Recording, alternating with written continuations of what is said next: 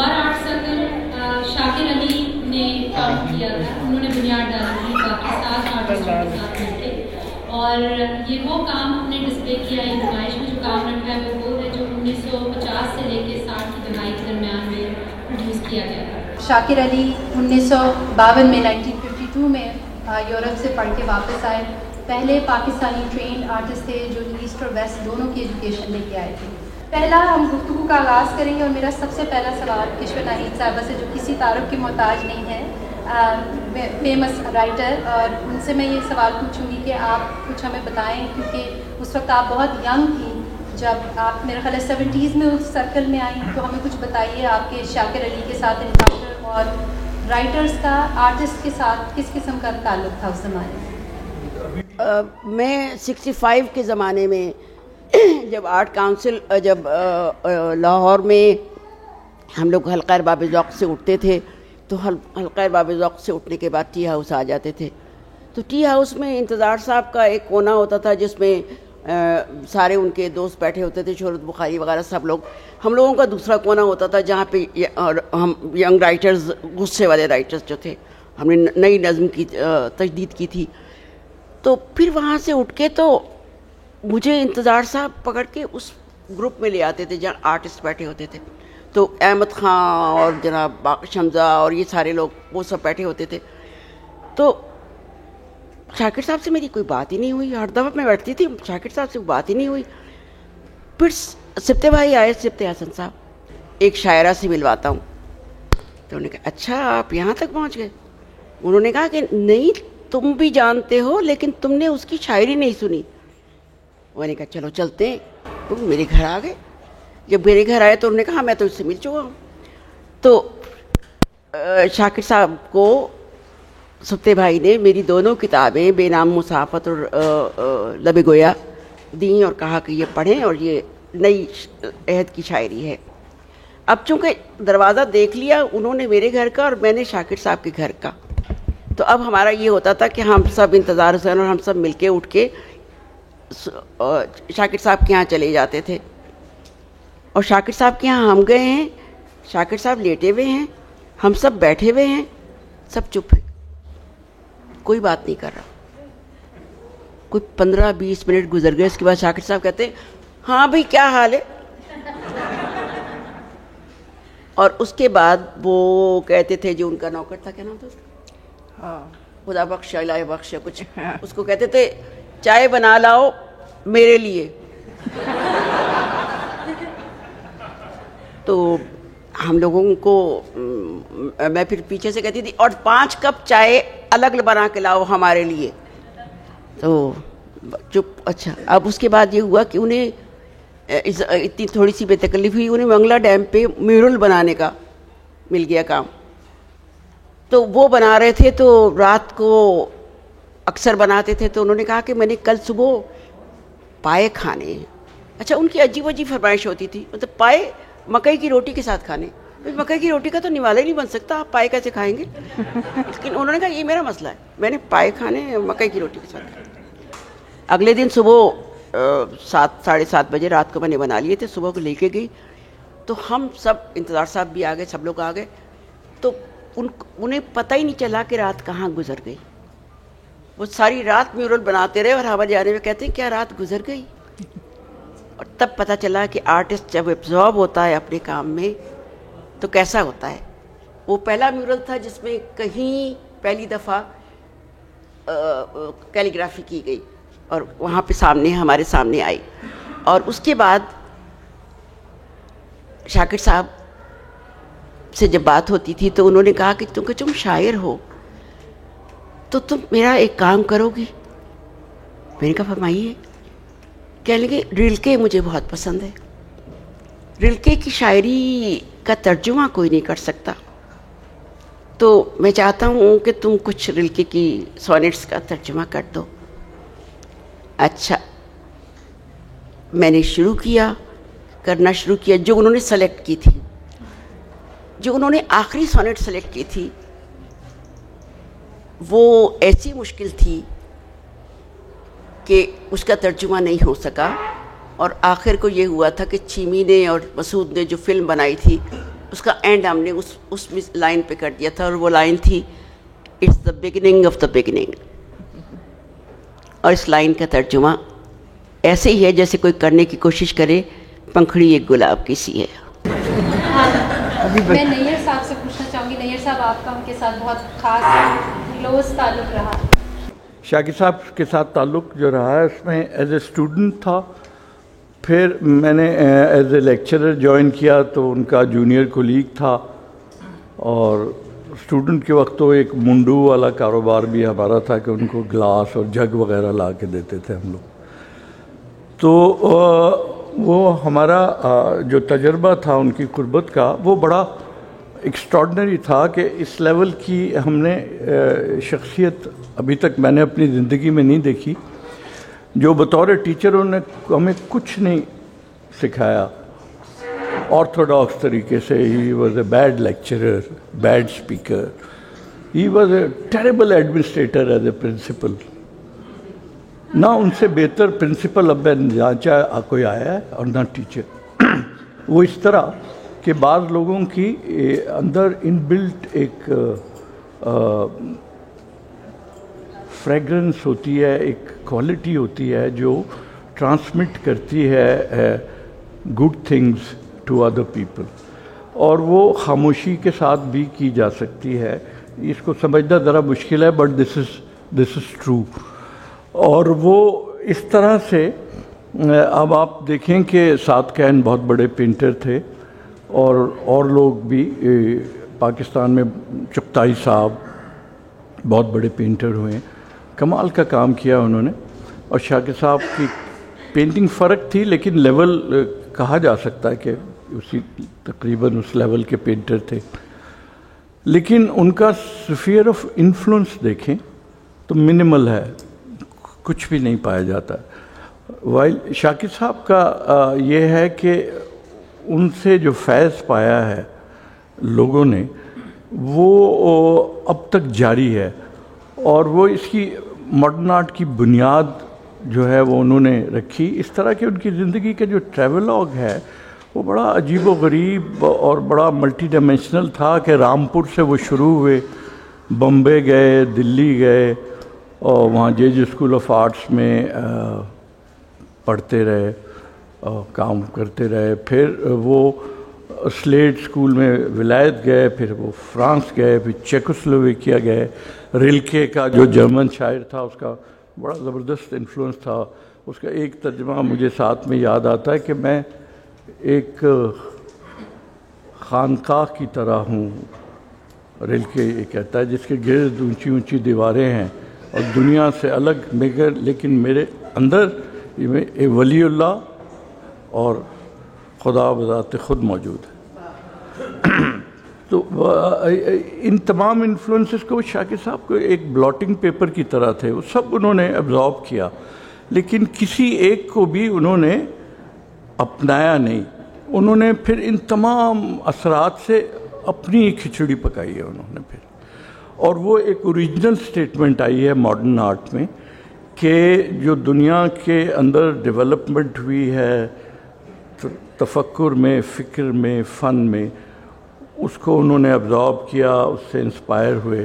لیکن یہاں آ کے جو انہوں نے کام کیا، ایک ڈیکیڈنٹ سوسائٹی تھی.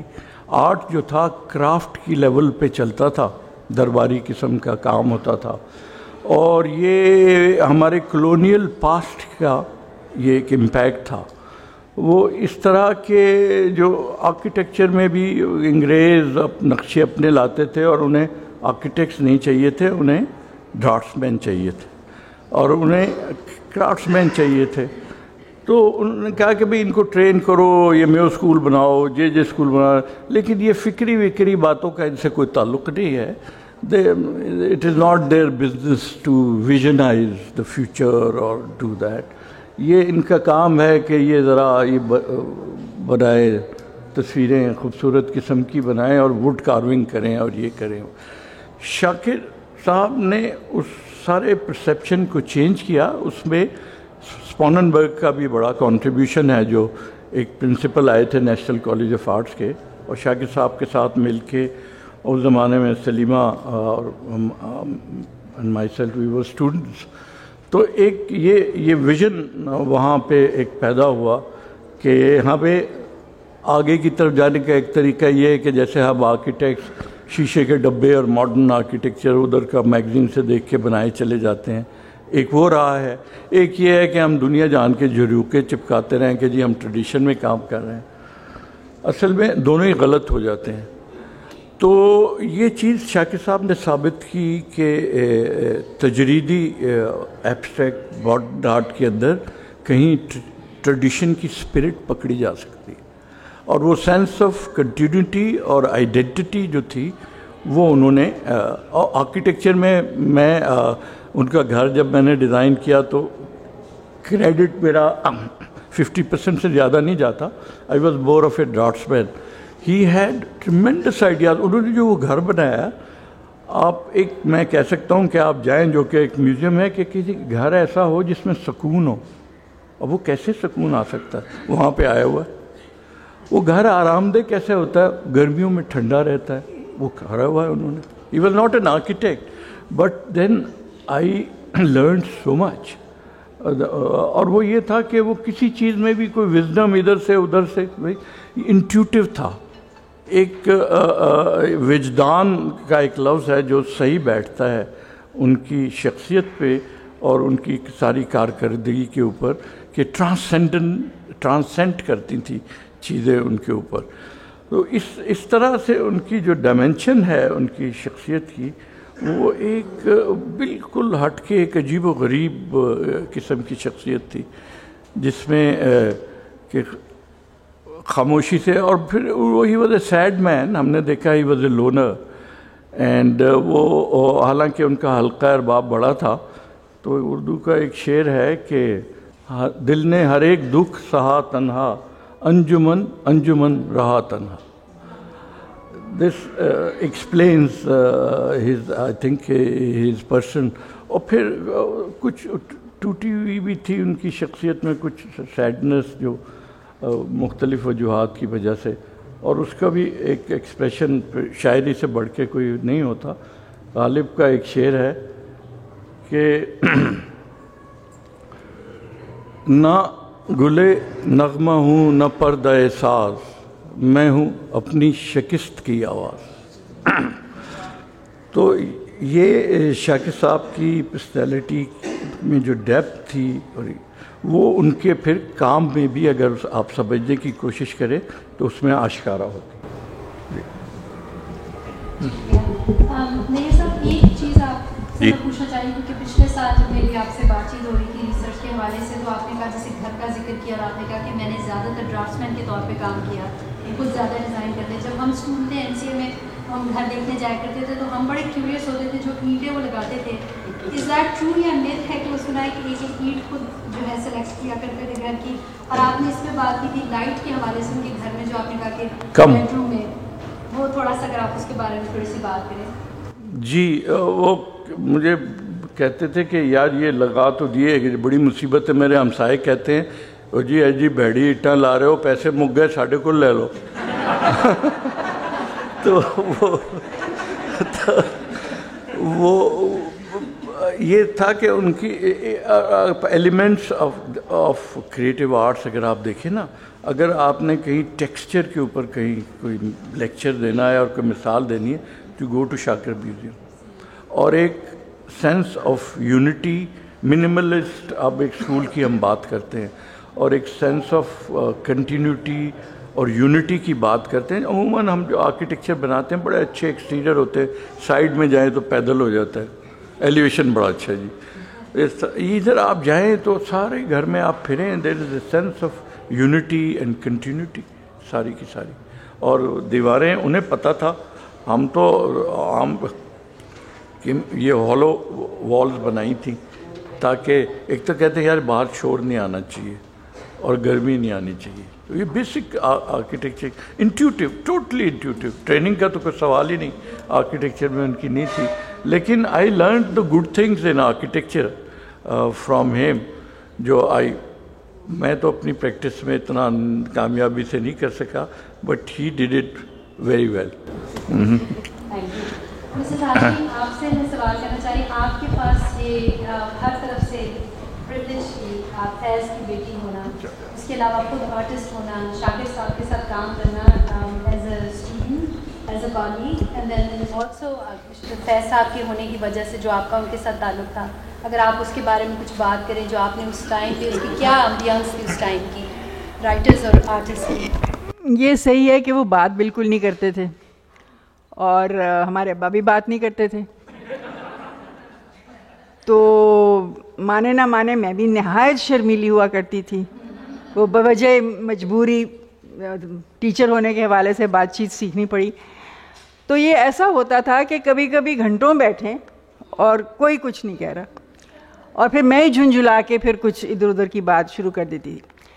ایک چیز جو لوگ بھول جاتے ہیں، تھوڑا سا اشارہ کیا ہے نیئر نے، کہ وہ ریاستی آدمی تھے. ایک دفعہ چونکہ ظاہر ہے میں نوجوان پڑھانے والی تھی، سخت اس زمانے میں انقلابی تھی، تو میں بہت جھنجھلاتی تھی جب چیزیں نہیں صحیح ہوتی تھیں کالج میں. بالکل صحیح کہا کہ بھئی وہ اچھے ایڈمنسٹریٹر نہیں تھے، کئی چیزیں بگڑتی ہوئی نظر آتی تھیں. تو ہم سب چلے گئے. اس زمانے میں پیپلز پارٹی کی نئی نئی گورنمنٹ آئی تھی، اور NCA کے لیے ہم نے بہت جد و جہد کر کے تو ہم اسے وفاق میں لے گئے، پنجاب سے نکال کے، کیونکہ وہ لازمی تھا کہ اس کی شکل جو ہے وہ ایک وفاقی ادارے کی ہو تاکہ جگہ جگہ سے اسٹوڈنٹس آ سکیں. تو سب گئے منسٹر صاحب کے حضور میں، اور چونکہ میں ٹیچنگ سٹاف ایسوسیشن کی پریزیڈنٹ تھی تو میں بھی بیچ میں، اور اسٹوڈنٹس یونین کے بھی پریزیڈنٹ بیچ میں تھے. اس زمانے میں نمائندگی ہوتی تھی بورڈ آف گورنرز میں. تو شاکر صاحب حفیظ پیرزادہ کو سر کہہ رہے تھے. تو مجھے غصہ آنا شروع ہو گیا کہ شاکر صاحب ان کو منسٹر کو سر کیوں کہہ رہے ہیں. سو جیسے ہی میٹنگ ختم ہوئی تو میں بہت ناراض ہوئی. میں نے کہا شاکر صاحب منسٹر کو آپ کو سر کہنا چاہیے تھا، آپ نے کیوں منسٹر کو سر کہا؟ تو کہنے لگے کہ بھائی میرا باپ نواب رامپور کا ملازم تھا، ہم ریاستی لوگ ہیں، جو شخص اوپر بیٹھا ہوتا ہے اس کو ہم سر کہتے ہی کہتے ہیں، نہ چاہتے ہوئے بھی کہتے ہیں. تو وہ ایک پہلو تھا ان کا کہ بھائی. اور پھر جب ان کو ذوالفقار علی بھٹو نے یہاں گورنرز ہاؤس میں بلایا تو واپس آئے میٹنگ سے، ہم لوگ سننے کے لیے مشتاق تھے کہ بھئی کیا بات ہوئی. تو کہنے لگے کہ ہاں انہوں نے کہا کہ بھئی وہ دیں گے وہ پرائڈ پرفارمنس یا جو کچھ بھی تھا. پھر کہنے لگے انہوں نے ایک دلچسپ بات بتائی کہ جب وہ لائر تھے نئے تو میری پہلی نمائش ہوئی تھی کراچی میں، تو انہوں نے میری 2 تصویریں خریدی تھیں. تو شاکر صاحب نے کہا مجھے تو اندازہ بھی نہیں تھا. تو انہوں نے کہا کہ مجھے آپ کو تو نہیں یاد، لیکن آپ کی تصویریں جب آپ کی پہلی نمائش 1950 میں جو ہوئی تھی، اس سے میں as a young lawyer with no money I bought 2 of your paintings. ہاں. اور تو وہ بہت بعد میں شاکر صاحب کی وفات کے بعد جب ہم نے فلم بنائی تو ان میں سے ایک تصویر جس کا نام دا برائڈ تھا وہ مجھے کلفٹن میں ان کے گھر میں ملی، دوسری تصویر نہیں ملی. لیکن وہ اس بات سے بہت حیران بھی تھے، اور میرے خیال میں بہت وہ خوش بھی ہوئے کہ بھی بہت جوانی میں ان کا جو کام تھا، ایک شخص جس کی نظر کافی تیز تھی اس نے ان کا کام خریدا، جو کہ اس زمانے میں ان لوگوں کی کسی کی بھی تصویر کوئی نہیں بکتی تھی. یہ اپنے صحیح کہا کہ as administrator he was very bad. ہم لوگ مذاق اڑاتے تھے کہ جی وہ ہیڈ کلرک جو ہے یاسین وہی چلاتا ہے NCA، اور جو فائل رکھ دیتا ہے شاکر صاحب اوپر سائن کر دیتے ہیں.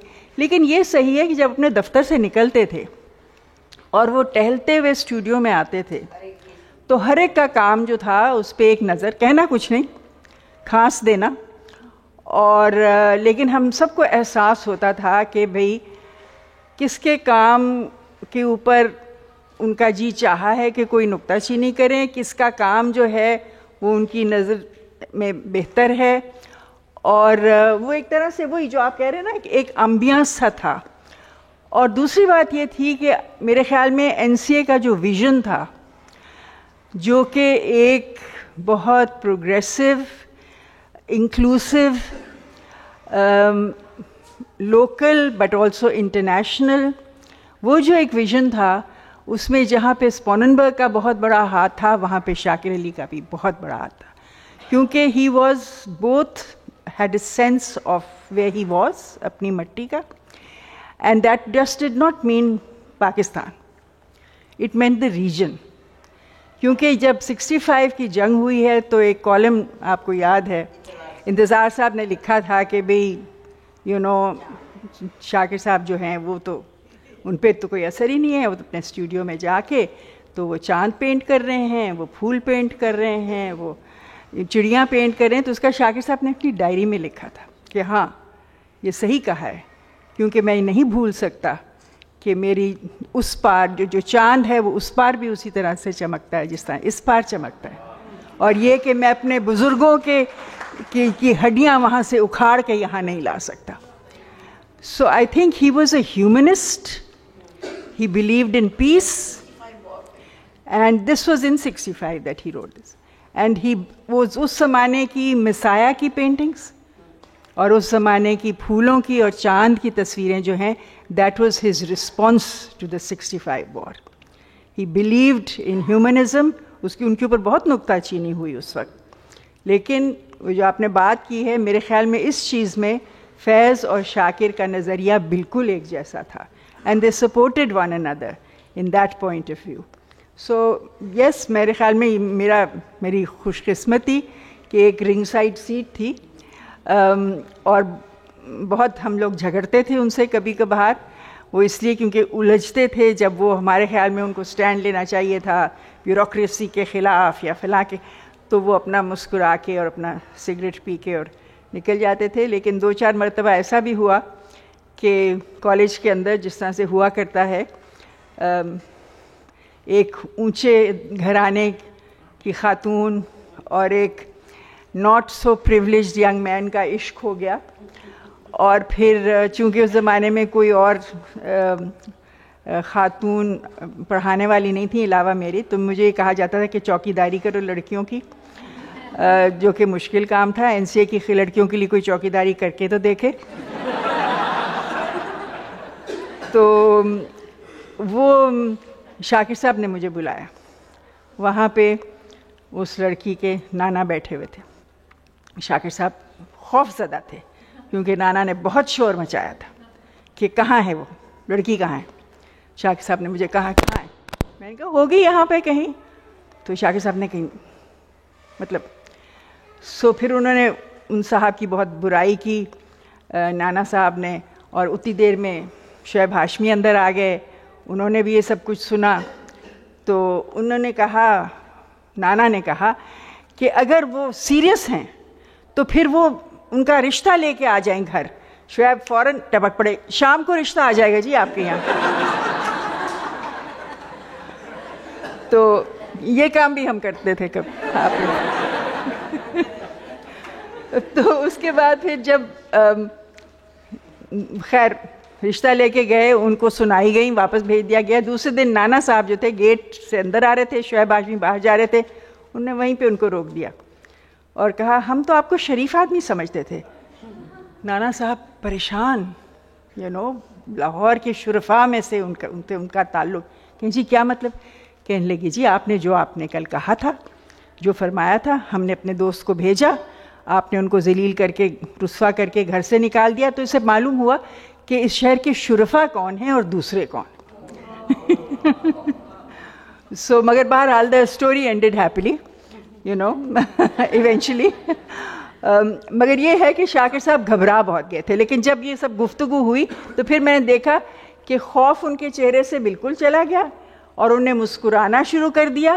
اور آخر میں وہ اتنے لطف اندوز ہوئے اس سارے ڈرامے سے، شاید میرے خیال میں ان کو اپنی جوانی یاد آ گئی. اور میرے خیال میں نوشابہ is the best person to tell you about Shakir صاحب's love affair. میں سب سے پہلے میں نہ آرٹسٹ ہوں اور نہ میں شاعر ہوں اور نہ میں آرکیٹیکٹ ہوں، لیکن میرا تھوڑا سا شاکر صاحب کے ساتھ قرب رہا ہے. تو اس کا چھوٹی چھوٹی سی کوئی باتیں آپ کو بتاؤں گی. وہ یہ ہے کہ سب سے پہلے وہ میرے ابا کے بہت دیرینہ اور بہت پیارے دوست تھے. تو میں انہیں شاکر صاحب کہتی تھی تو وہ بڑے خفا ہوتے تھے. سب کو تو تم انکل اور کسی کو چچا اور سب کہتی ہو، ایک ہم شاکر صاحب کے لیے رہ گئے. تو ابو کہتے تھے تم ڈانٹو تو ہلکے سے کہتے تھے نہیں مجھے اچھا لگتا ہے. اچھا خیر وہ سب تھا. پھر اس کے بعد یہ ہمارا گھر سمنا آباد میں تھا اور ان کا بھی تھوڑی سی دور وہیں پر تھا, آلموسٹ ڈائگنلی اپوزٹ. تو یہ ہمارے گھر روز شام کو آ کے اور لیٹ جاتے تھے.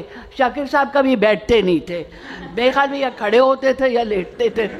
تو ہمارے بیٹھنے کے کمرے میں ایک دیوان تھا, تو وہاں پر شاکر صاحب ہر اتوار کی صبح آ کے اور لیٹ جاتے تھے آنکھیں بند کر کے. اچھا ہر 15-20 منٹ کے بعد کہتے تھے اللہ میرے مولا. اچھا پھر شروع ہو جاتے تھے اللہ میرے مولا. تو ابو کہتے تھے سنو تم کوئی قوالی میں تو نہیں ہو کہ تمہارے اتنا حال آ رہا ہے اللہ میرے مولا, کیا چکر تم نے پالا ہوا ہے, بس بس مجھے چھوڑ دو. اچھا خیر چلو رہتے رہے. پھر ان کا خزامہ جو تھا وہ روز رات کو ٹرے میں ان کا کھانا ہمارے گھر لاتا تھا اور ابو اور یہ مل کے ساتھ کھانا کھاتے تھے. بلا کے مرچیں کھاتے تھے, اوف اللہ. اچھا اور پھل سے انہیں کوئی رغبت نہیں تھی, مرچیں اور مرچیں اور مرچیں, چلو بھئی کھا لو. تو ایک دن کیا ہوا کہ نہیں ایک دن کیا مطلب اکثر یہ لوگ کیا کرتے تھے کہ کہیں سے انارکلی یا کہاں جہاں نہاری ملتی ہے نہاری منگا کے یہ لوگ کھاتے تھے. تو اکثر میں کہوں مجھے بھی دیں, نہیں نہیں بچے نہیں کھاتے. اب یہ ہم کون سے بچے تھے بھائی اس وقت, لیکن یہ کہ اپنے نہاری میں ہمیں شیئر ہی نہیں کرتے تھے. وہ آپس میں ادھر سے چٹکلے اور سب بامبے کی باتیں, لکھنؤ کی باتیں, پراگ کی باتیں, یورپ کی باتیں, یہ لوگ بڑی اپنی باتیں کرتے رہتے تھے. اور شاکر صاحب باتیں وہ بھی کرتے تھے لیکن آنکھیں بند کر کے, اور کم بولتے تھے لیکن آنکھیں بند کر کے باتیں کرتے رہتے تھے. اچھا اب ان کا جو یہ لوگ جب یورپ گئے, ابو یہ ساتھ گئے تھے یورپ, تو وہاں پر نہ پیدل یہ وار ختم ہوئی تھی تو پیدل چلتے چلتے جاتے تھے, اور گاؤں میں جہاں دودھ یا مکھن یا انڈے ملے وہاں جا کے کھا لیتے تھے, اس لیے کہ اس زمانے میں بڑی سخت ریشننگ تھی. تو یہ پراگ میں جا کے شاکر صاحب ٹک گئے, اور ایسا ٹکے کہ وہاں سے ایک دلہن ساتھ لے آئے. تو ماریا جو ہے وہ ان کے ساتھ آئیں اور بیچاری کراچی میں رہیں اور خاندان کے ساتھ رہیں کچھ دن, اور شاکر صاحب کے خاندان کے ساتھ رہیں, لیکن ان کو کوئی نوکری بھی نہیں ملی تھی. اور آپ کو پتہ ہے جوائنٹ فیملی میں جو حالات ہوتے ہیں, تو بیچاری اس کے ساتھ گزری وہ. اچھا میں نے نہیں انہیں دیکھا, خیر گزری. اس کے بعد کیا ہوا کہ وہ تھوڑے دن بعد وہ چلی گئیں, انہیں ساتھ چھوڑ کے چلی گئیں. لیکن شاکر صاحب جو تھے وہ اب عشق کے بہت ہی وہ تھے, شہدا تھے اپنے. تو جب مطلب ان کی بہت باتیں کرتے تھے, ماریا ماریا ماریا. میں کہتی ہوں یا اللہ کوئی حسن کی پتلی ہوں گی, کون ہوگی جو ماریا کا اتنا وہ ہے. ایک وہ بھی آرٹسٹ آدمی ایک کسی عورت کی اس طرح سے بات کرے تو لگتا تھا کہ بھئی پتہ نہیں کیا ہے. خیر تو میں وہاں پر کراچی جب ہم لوگ شفٹ ہوئے کراچی, تو ہمارا گھر پی سی کے اسکول کے سامنے تھا, تو وہاں سے ماریا پڑھاتی تھیں. تو شاکر صاحب ہمارے یہاں رہتے تھے, تو روز صبح 8 بجے یہ برآمدے میں اوپر گیلری میں کھڑے ہو جائے اور ماریا وہاں سے آتی نظر آئے. اب مجھے اٹھائیں, جلدی آؤ تمہاری چچی آ رہی ہیں. اچھا جاؤ اپنی چچی سے ملو. اور میں نیند میں کیا شاکر صاحب, نہیں جاؤ نیچے. اور میں جاتی تھی اور چچی سے بات کرتی تھی. جتنی دیر میں باتیں کرتی تھی بیچارے شاکر صاحب دیکھتے رہتے تھے. اور مطلب بہت زیادہ آخر وقت تک میرے خیال میں انہوں نے ماریا کو نہیں بھلایا, اور ماریا سے کافی انہیں محبت رہی, وہ سب رہی. اور تو پھر اور ہمارے گھر کے قریبی یہاں پر کراچی لاہور میں ایک کچھ 4-5 پڑھے لکھے لوگ تھے, وہ آتے تھے ہر شاکر صاحب کے ابو کے پاس عید کی نماز اور بقرعید کی نماز کے پہلے, کہ چلیے آپ کو نماز کے لیے لے چلے. تو یہ لوگ شاکر صاحب کہتے ہاں آپ جائیے ہم آ جاتے ہیں. وہ دن آج کا دن وہ کبھی نہیں گئے. اور یہ لوگ جو تھے یہ لوگ بھی اب وہ لوگ بھی خاموش بیٹھ گئے کہ मतलब क्या करेंगे क्या नहीं करेंगे। अच्छा, कराची में मेरी शादी हुई तो ये पहुँचे, क्या लोगे भाई? तो मैंने कहा शाकिर साहब एक तस्वीर लूँगी। हाँ हाँ अच्छा मिल जाएगी। अब इन्होंने कल बहुत ही हिमाकत की, जब इनको कहा कि तुम तस्वीर लोगी तो इन्होंने चूज करने का वो किया कि नहीं ये नहीं वो नहीं वो नहीं। इनको नहीं मिला कुछ भी, इन्हें कोई तस्वीर नहीं मिली। मुझे एक दिन 2-3 साल बाद PIA से फ़ोन आया कि आपके लिए कोई पार्सल है, कि कुछ होगा भाई। देखा तो शाकिर साहब की तस्वीर, और वो अभी तक मेरे पास वैसी रखी है। और जमाने में वो घर बना रहे थे तो मुझे भी बार बार कहते थे कि ये पेंटिंग मुकम्मल हुई है, तुम ले लो। आप घर बना रहे हैं तो ये इससे एक दीवार बन जाएगी इसको बेचने से, तो इस तरह आपकी पेंटिंग ये बेच दीजिए। तो फिर उसके बाद फिर कहते थे ये गुस्ल खाना बन जाएगा। मेरे सामने मेरी इतनी सारी पेंटिंग्स बनी, मैं कोई नहीं सकी, क्योंकि जब उस घर में मुंतकिल हुए तो उसके बाद जिंदगी का रास्ता ही बदल गया था। हमारे यहाँ ना वो बैठ के न्यूज प्रिंट के ऊपर, अरे भाई अब न्यूज प्रिंट के ऊपर इतनी स्केचेस बनाते थे, इतने स्केचेस बनाते थे। अब वो ये कहती है वो सारे उसमें हैं, आर्ट का शाकिर म्यूजियम में है, लेकिन उन्हें कुछ पता ही नहीं होगा मेरे ख्याल में। इतने हमारे पास स्केचेस थे उनके, न्यूज प्रिंट के बने हुए लोगों के नाम के और व्हाटएवर यू नो, बहुत अच्छे स्केचेस। अच्छा, मेरे बेटे उनसे पूछते थे, इसको मोहब्बत के भी थे कि मामू आपने शादी नहीं की थी? फिर एक नहीं 2 की थी। अच्छा फिर? भाई वो छुरी कांटे वाली थी, गोरी थी, तो वो छुरी कांटे लगा के बैठ जाती थी, तो हम हाथ से खाते थे। तो बस यही किस्सा ख़त्म हो गया। फिर उनका ये सिलसिला था कि वो जब नया घर बन गया ये, तो उसके बाद उन्होंने कहा कि पुरानी चीज़ें इकट्ठी करनी है। अच्छा, वो और मुझे भी पुरानी चीज़ें बहुत सी इकट्ठी करने का अपने समेत वो था मुझे ढूंढ। तो मैं और वो कसीरा बाज़ार चले जाते थे इतवार के दिन, शाकिर भाई। तो हम दोनों जा रहे हैं कसीरे बाज़ार में, तो लोग देख रहे हैं कि एक बुढ़ी एक बुढ़ा चले आ रहे हैं करके। खैर उस ज़माने में ना वो बुढ़े थे ना मैं बुढ़ी थी। तो फिर वो हम कोई लोटा ला रहे हैं और कोई पानदान ला रहे हैं, कुछ ला रहे हैं, कुछ कर रहे हैं। तो वो चीज़ें इस तरीके से हम चीज़ें इकट्ठी किया करते थे। लेकिन जो चीज़ उनके अंदर बहुत मैंने आखिरी पेंटिंग्स में पाई, और जो मैं बात कह के उसके बाद ख़त्म करूँगी, वो ये कि आखिरी जो पेंटिंग्स हैं उसमें अब जो 2-3 आपको शाकिर म्यूज़ियम में भी मिलेंगी, उसमें है कि हैंगिंग वॉल, दरख्त, प्याला, कटोरा, कुछ किस्म की चीज़ें, क्योंकि ज़िंदगी के में मतलब इतना ही रह गया था जितना था उनके पास। और 1-2 पेंटिंग्स जब आप उनकी पूरी देखेंगे तो उसमें आपको जो औरत नज़र आएगी, उसके अंदर उसका 2-3 महीने का हमल नज़र आता है। मैंने ये शाकिर से बात की थी, मैंने कहा शाकिर तुम्हारे अंदर एक बच्चे की ख्वाहिश है? उन्होंने कहा थी, बस इतनी बात। मैं अपने हाज़रीन से एक चीज़ की माज़रत करना चाहूँगी। नौशाबा आपा सिफ़े हसन की साहबजादी हैं, इन्होंने बहुत साल कराची में पढ़ाया, और मैं शुरू में, क्योंकि मेरे दाएं बाएं इतने बड़े बड़े लोग बैठे हैं तो मुझे बहुत सारी चीज़ें भूल रही हैं इस वक्त। तो उसको आपको फिर टेक्सचुलाइज़ करने के लिए मैंने सोचा आपको बताऊँ। बार बार उनके वालिद का जिक्र हुआ, तो आप लोगों को यही बात के लिटरेरी सर्कल का विजुअल आर्ट के साथ कितना गहरा ताल्लुक़ था, वो उसकी एक आपको झलक नौशाबा आपा से सुनने के लिए मिली। मेहर साहब, मैं आपसे पूछना चाहूँगी कि आपने शाकिर साहब के साथ घर के ऊपर काम किया, आपने उसके बारे में बात भी की।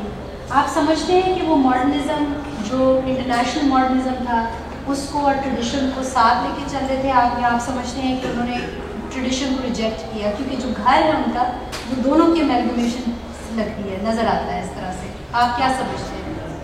जी हाँ, वो उनका शाकिर साहब का मैंने ये देखा है कि वो एक जैसे आर्ट के मामले में भी, और एक रिपोर्टर का एटीट्यूड होता है, जो चीज़ें देखी उनको प्रेजेंट किया, उनसे इन्फ्लुएंस किया। उनके नज़दीक काम जो चीज़ें हॉन्ट करती थी उनको वो प्रोड्यूस करते थे, जो हॉन्ट करती। ہانٹ جو کرتی ہیں وہ ریئلزم سے اٹھ کے آگے چلی جاتی ہیں چیزیں. تو ان کا اپروچ اس طرح کی تھی. تو اس گھر میں بھی ان کو جو چیزیں ہانٹ کرتی تھیں, فلاں چرچ بڑے خوبصورت تھے یہ, پھر اور ایک انہوں نے ایک مجھے کہا ایک سیڑھی بڑی زبردست بتا. میں نے کہا جی یہ جائے گی کہاں؟ کہتا یہ فکر نہیں, بنا دو اس کو. تو وہ فرنٹ میں ایک سیڑھی بنی ہوئی ہے, وہ جب بن گئی تو مجھے بڑے کہنے لگے یار میں آج تمہیں فیس دوں گا. اچھا, تو مجھے انہوں نے ایک پینٹنگ دی بڑی, بہت بڑی میرے پاس ہے, پرائز پوزیشن. تو وہ اچھے موڈ میں تھے. جب میں اگلے دن گیا مانگنے, کہتے تمہارا بھیجا خراب ہے, وہ ایمبیسیڈر مانگ رہا ہے 6 مہینے سے. میں نے اس کو نہیں دی, دوڑ جاؤ ادھر. میں 3rd ایئر میں تھا. پھر اگلے اچھے موڈ میں میں نے کہا جی آپ نے مجھ سے وعدہ کیا تھا پھر مکر گئے. تو یہ عجیب آدمی ہو یار, لے کے کیوں نہیں گئے؟ تو میں اگلے دن صبح 5-6 بجے ریڑا لے کے جا کے اٹھا کے لے آیا, کیونکہ وہ اگلے دن انہوں نے پھر مکر جانا تھا. I think he loved beautiful things. جی, چھوٹی چھوٹی چیزیں ان کو بہت پسند تھی. I mean things of beauty. جب نا گھر میں اگر آپ دیکھیں جس طرح سے انہوں نے ڈور نابس سلیکٹ کیے کہ جی نہیں جو سیڑھی ہے اس پہ یوں کر کے they will sense of detail, you know sense of detail. Because don't forget کہ انہوں نے انڈسٹریل ڈیزائن پڑھا تھا چیکوسلوواکیا میں. He studied industrial design, so he had that sense. And he use to buy silver jewellery, کسی کو دینی نہیں تھی. ایک دفعہ میں ان کے گھر دیکھے ایک چھوٹا سا تعویذ سا تھا جس میں نیلے وہ لگے ہوئے تھے, فیروزے لگے تھے. میں نے کہا شاہ صاحب بہت خوبصورت, لے لو. تو میں نے فوراً لے کے, اچھا کئی مہینوں بعد بلکہ سال بھر بعد میں نے وہ ایک دن پہنا ہوا تھا, NCA میں گھوم رہی تھی. کہہ لیں یہ اچھا پہنا ہوا ہے تم نے, یہ کہاں سے لیا؟ میں نے کہا آپ نے ہی دیا تھا. اسے اچھا یہ میں نے تمہیں کیوں دیا؟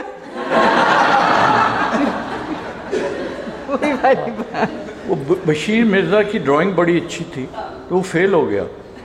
تو شاکر صاحب کے پاس گیا کہ جی آپ نے اقبال حسن اس کی ردی ڈرائنگ ہے آتی نہیں اس کو کرنے, اس کو پاس کر دیا, مجھے فیل کر دیا. کہنے لگا اچھا یہ کیسے ہو گیا, چلو اگلی دفعہ اسے فیل کر دیں گے.